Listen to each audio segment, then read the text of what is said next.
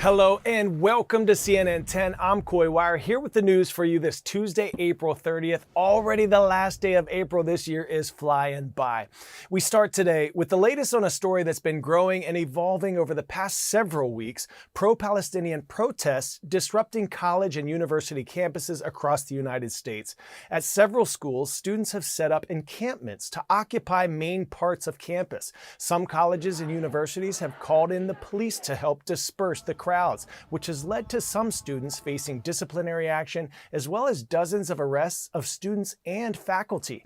So, what do these protesters want exactly? As we discussed last week, many colleges and universities have endowments, which are basically big sums of money that they acquire largely through donations. The schools invest these endowments, and these student protesters want their schools to divest or take money away from Israeli companies, from companies that work with Israel or create weapons for Israel. The protesters say these companies are helping Israel in its war in Gaza, which has killed tens of thousands of Palestinians, according to the health ministry there. Israel says it's fighting this war to take out Hamas, a terrorist organization that runs the Gaza Strip, after Hamas killed more than 1,200 people on October 7th. CNN's Rafael Romo has more about how colleges and universities are dealing with these protests as the academic year comes to a close. At university campuses across the nation, heated protests and some violent clashes between police and pro-Palestinian protesters. What I saw was unprovoked and severe brutality exacted by police. On some campuses, as fast as the protests popped up, universities called police to shut them down by removing demonstrators, a move that has been harshly criticized, and not only by those protesting. The real problem here is that the administration called the Atlanta police. The University of Southern California has canceled its main commencement ceremony, citing new safety measures in place. Dozens were arrested Thursday at Emory University in Atlanta, including Martin Berg. The third-year law student, who's expected to graduate in 3 weeks, says their protest was peaceful until the police showed up. Nothing was disrupted, and anyone saying that campus was disrupted doesn't understand what a campus is. A campus is a place for open expression and exchange of ideas, and that's exactly what folks were doing out there. We are gathered here and we stand firmly. But some Jewish students say that the last few months since Hamas attacked Israel on October 7th and Israel began its assault on Hamas in Gaza, they have been subjected to a hostile environment. I believe everyone has a right to protest. The problem is when it becomes threatening. Others, like this first-year law school student, say tensions within the student body have made it very difficult not only to learn, but to attend school altogether. We're told that we don't belong on campus because we don't identify with their movement. To me, that says that they don't want to have a dialogue. As schools get ready for graduation, they're under intense pressure to bring the situation under control, and many students say that's also what they want. It is in our best interest to reach an agreement before commencement because we want students and families to be able to celebrate this milestone together on this campus. The volatile situation has also become a political issue, with leaders such as Texas Governor Greg Abbott blasting protesters. Students joining in hate-filled anti-Semitic protests at any public college or university in Texas should be expelled, he said on X. I truly do think that dialogue is the only way we as a society are going to be able to come together to truly create lasting peace. But in an environment where the rhetoric is so loud, the few voices calling for peace are getting drowned out. Rafael Romo, CNN, Atlanta.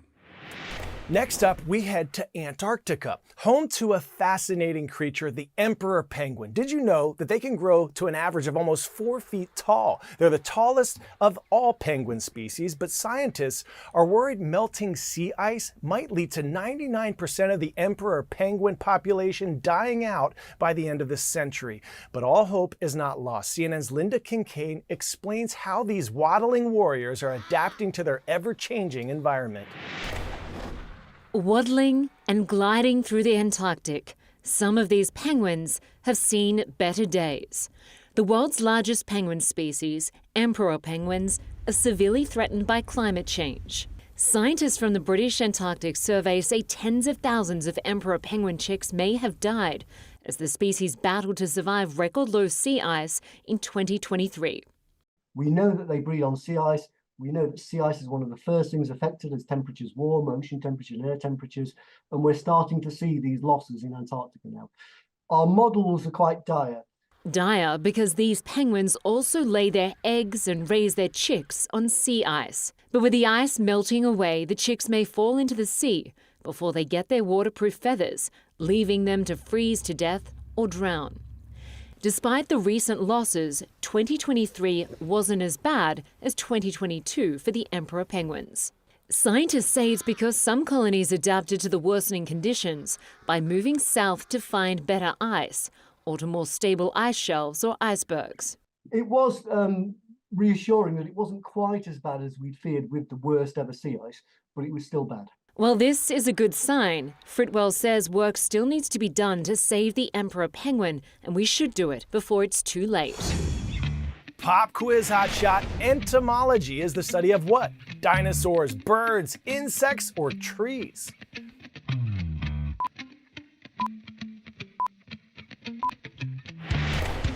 If you said insects, you are exactly right. There are about 1 million different species, so there is plenty of work to be done. We recently told you about cicada apocalypse. It's the phenomenon that hasn't happened in more than 200 years in the US. It occurs when two different groups of cicadas emerge at around the same time, filling parts of the East and Midwest with a constant buzzing sound. Let's go to CNN's Whitney Wild to see what all the buzz is about in Illinois, where the cicadas are set to surface. If you live in several Midwest or Southern states this spring, neighbors you likely didn't know were there will make their presence known by the billions. Millions of these bugs are about to burst from the ground together for the first time in over 221 years. Two broods of cyclical cicadas will emerge. Brood 19 and Brood 13 have been living underground for 13 and 17 years each, well before Abby Warren and Persia Arcillus were born. Are you excited for the cicadas? Yes. How come you're excited, Abby? Because I love how they're really loud and they go ear, ear. The two broods haven't crawled above ground at the same time since 1803. Back then, Thomas Jefferson was president and Illinois wasn't a state yet. Fast forward to 2024 and teenage cicadas are set to crawl in every corner of the prairie state. Major metro areas like Nashville, Atlanta, and St. Louis will also see their share of what's been dubbed Cicada-geddon. When groups of males get together, their mating call will be impossible to ignore. The volume of the buzz can rival a dump truck. We could see up to 1 million cicadas per acre emerging in some spots. Alan Lawrence studies insects at the Peggy Notabart Nature Museum in Chicago and can't wait for this year's Super Bowl of superbugs. This means a chance to just be fully immersed in just a really unique entomological phenomenon. This really only happens in the US. Here, swarms have pestered the press and politicians alike. Watch out for the cicadas. I just got one.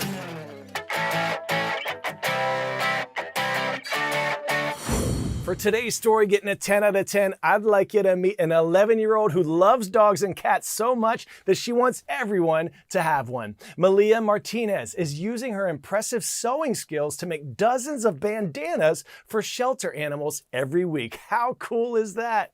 I thought if we maybe got them a bandana, they would look cute and be like, oh, this one's cute. Maybe I can adopt this one, and they would get a home. She sells her bandanas too, with all the proceeds going to charity. Her goal is to help as many animals as possible. Well done, Malia. And well done to all of you. Thanks for all the shout out requests on our CNN 10 YouTube page. Shout out to Miss Flannery's class at East High School in Sioux City, Iowa. Go Raiders. And this shout out goes to Miss George's class at Weston Middle School in Weston, Connecticut. Hope you have an awesome day.